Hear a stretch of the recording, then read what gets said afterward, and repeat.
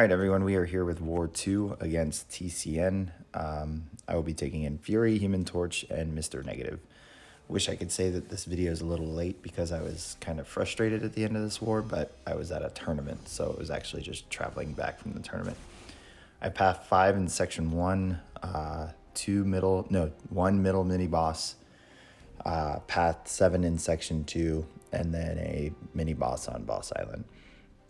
So starting out with this path 5 fight, originally I was assigned Mr. Negative, but we remembered when I joined, or I remembered when I joined, that the node has an ability where if you knock down the opponent, they become debuff immune for 8 seconds. So we scratched that plan. Mr. Negative could benefit from the fight, but his damage would be hit kind of hard. So instead, we went with Human Torch, and the goal here is just to play slow and smart, build to SP3, and then before dropping the SP3, knock down Maw with a heavy, and then throw SP3. So that we can have the Fury increase, and we can place Nova Flames after the SP3 without using the pre-fight. If you don't have a plan to use the Human Torch pre-fight later in war, then you can use it here, and it'll definitely be way easier of a fight. But I did have a plan to use the Nova Flame later, so we couldn't use it here. So it's going pretty smooth. Damage I've taken is just from the first degen from one of his missions, nullifying a buff. We're doing a good job of taking blocked hits and building temperature so that we don't create any miss opportunities for him to power gain. We do get quite a few SP1s like that where we block the first 2 hits and we can get out the last 2 so that we both build temp and don't trigger dexterity. Here comes the heavy knockdown, and here comes the SP3. So plan executed so far. Big hit with the SP3. Now we're back to medium, light, medium. We're in Nova Flame.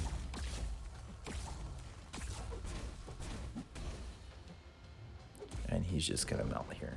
So down he goes. It was a good call. So someone else took Jabari Panther. So we're moving on to Mordo here on Mixmaster. I was not originally assigned, but since I was around and the White Magneto pre-fight was placed, I went ahead and took it, or was asked to take it. Pretty straightforward fight here. I do like to fight Mixmaster where I do medium light instead of medium light medium, just because medium light medium can ruin special attack retaliation openings, because you ended with a medium and you're going to come in with a medium, so they'll evade. And the issue with evading, causing Mordo to evade, is that he places that degen debuff every time he evades. So definitely don't want to trigger that so that we don't have to deal with any extra potion use. Plus, I have an invulnerability boost on, so it'll eat up one of those hits. It's going well. The timing's working out with removing the power gain debuff, or buff. He's throwing SB1, so he's being predictable. Still sticking with that medium, light, medium. And I believe about here I dropped the SP2. And I decided to end with a medium there, and down he went. So it was a super easy fight. Went really, really well. Moving on to Professor X here on Encouraging Stun. So game plan here, take a lot of blocked hits, keep temperature up so we don't create any miss opportunities for power gain. Luckily, his special attacks are really easy to dodge. The window for when his special attack actually ends is interesting. And can cause some trickiness with Encroaching Stun. But this fight only lasted long enough to go to 1 Encroaching Stun timer, just for some perspective, with all the boosts and no Nova Flame. So you're going to see here, I thought I had time. I'm tapping, I think, right there, and nope, didn't work out. So the special attack didn't end. Probably shouldn't have baited that one. Probably should have just waited. So I'm going to take some hits here. It's fine. It worked out, we're good, and we're not going to hit this other timer. So down he went, nice and easy, even though we got stunned. All right, so next up, Path 7, Hitmonkey first on Spite and Rise to Power. So benefit of Hitmonkey being untouchables is that his evade isn't triggered unless you knock him down. And on top of that, this node gains power if there's any contact even into block if you knock the champion down. So you guessed it, the game plan is don't knock Hitmonkey down. Only worry about Spite, bait SB1s, retaliate SB1s, so keep the timing up, really practice that so that you don't get parried on the way in. And if you can't retaliate SB1, then just go ahead and block all of it, at least while it's blockable, which it should be. It's not getting knocked down. So you'll see there's times I decide to block. It's just so that we don't trigger Spite, and it's just going to work out that I'll wait for him to come in and parry. He's got a low health pool, so this fight just ending with mediums or lights is just going to be enough to just KO him pretty quickly, especially boosted.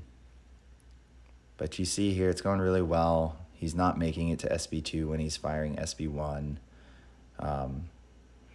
We're not having any issues dexing and retaliating. So we're just playing it slow or smart, slow and smart.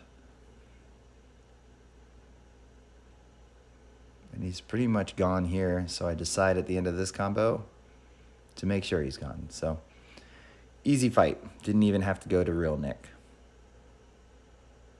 Probably not the best placement for Hitmonkey.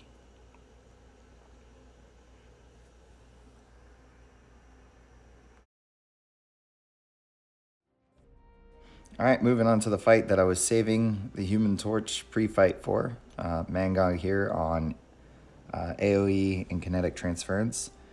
Game plan here is just to end him as quick as possible. So you're going to see me pop an invulnerability boost. That's just in case we push him to SB3. But the fight is going to go so quick that it lasts for 3 fights. So this isn't too concerning of a fight.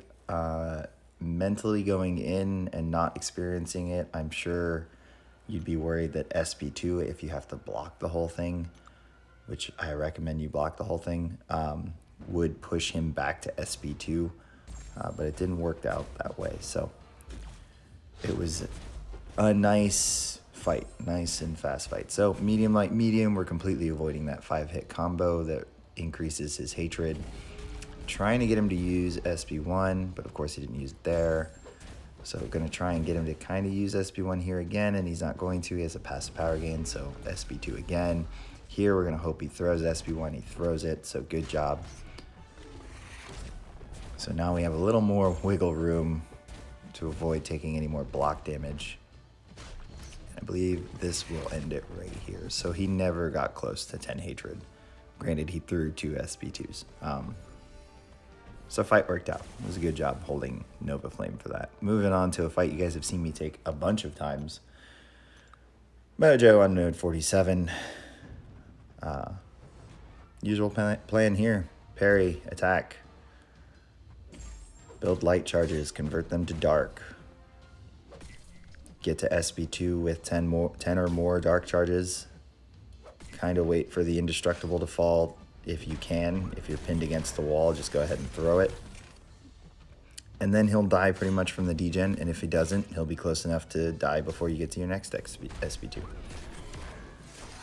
So fight's going well. I'm not getting clipped like I have the past few times taken this.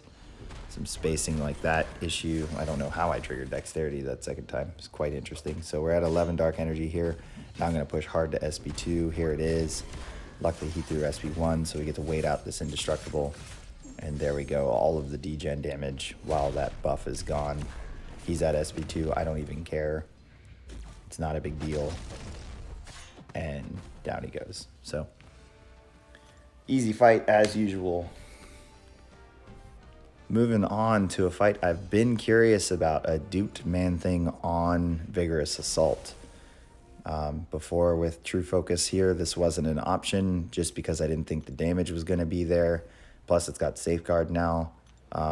With True Focus on, there was a possibility of not being able to build Dark Energy and get to SB2 fast enough to counter his healing, since it's increased healing. And you'll see there, apparently I missed a block. So, True Focus is gone. We're going to try the evade counter. So we're going to treat Man-Thing like we do on Power Snack. Just going to build some light energy. Does not appear to have unfazed, so that worked out. So we're going to continue the evade counter. Except now it's going to be the last time we do the evade counter. Trying to bait out this SP1. He's just not having it. There we go. So now that's going to put us over 10. Another evade counter, so we're good. We're over 10 charges. Now we're going to drop this SB2. And he's just going to tick on down. So it does have Safeguard. This is where most of the damage is going to come from the degen damage. And there it is, unfazed. So little worrisome, especially now that Man-Thing is below 50%, because all of his specials are going to trigger a regen buff, so he's going to go unblockable. You see me throw this SB1 because it was a good opportunity to put me just below 10 Dark Energy at 8. He is unblockable. I'm throwing in some intercepts so that I can build some power to get to this final SB2 that's probably going to be needed for this fight.